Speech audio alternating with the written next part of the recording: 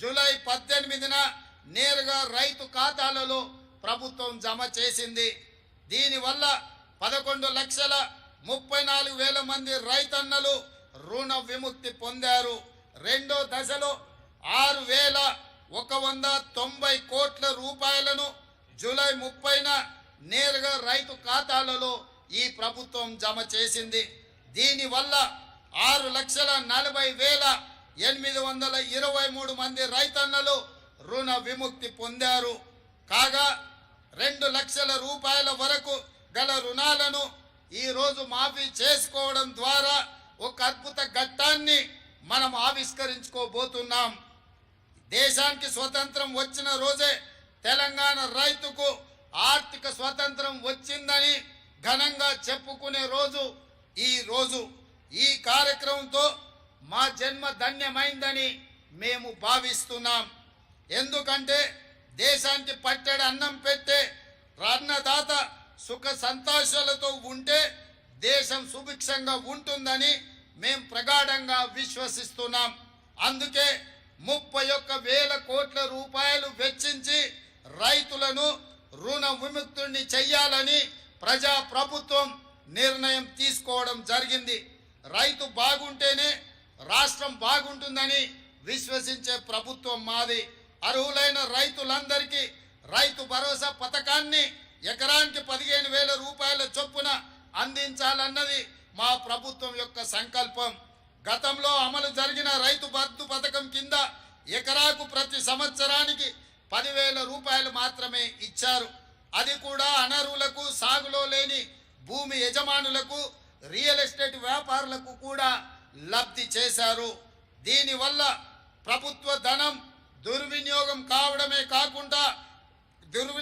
కావడమే తప్ప రైతు ప్రయోజనాలు నెరవేరలేదు. మా ప్రభుత్వం రైతు భరోసా పథకాన్ని సక్రమంగా అమలు చేయాలన్న లక్ష్యంతో విధి విధానాలను రూపొందిస్తుంది. దీనికోసం ప్రభుత్వం మంత్రివర్గ ఉపసంఘాన్ని నియమించింది. ఈ ఉపసంఘం రాష్ట్ర వ్యాప్తంగా పర్యటించి రైతులు, రైతు కూలీ సంఘాలు, అదేవిధంగా మేధావుల నుంచి అభిప్రాయాలను సేకరించింది. వాటిని పరిగణలోకి తీసుకొని విధి విధానాలు రూపొందించి త్వరలో రైతు భరోసా పథకాన్ని ప్రారంభించుకోబోతున్నామని తెలియజేయడానికి నేను చాలా సంతోషిస్తున్నాను. మన రాష్ట్రంలో వరి సాగు చాలా విస్తీర్ణంగా జరుగుతుంది. కానీ పండిన పంటకు సరైన గిట్టుబాటు ధర రాక రైతన్నలు తీవ్రంగా నష్టపోతున్నారు. రాష్ట్రంలో సన్న రకం వరి ధాన్యం సాగును ప్రోత్సహించేందుకు క్వింటాలుకు 500 రూపాయల బోనస్ చెల్లించాలని నిర్ణయించాం. దీనికి 33 రకాల వరి ధాన్యాలను గుర్తించాం. రైతులకు గిట్టుబాటు ధరను కల్పిస్తూ కొనుగోలు కేంద్రాల ద్వారా ధాన్యం కొనుగోలు చేస్తున్నాం.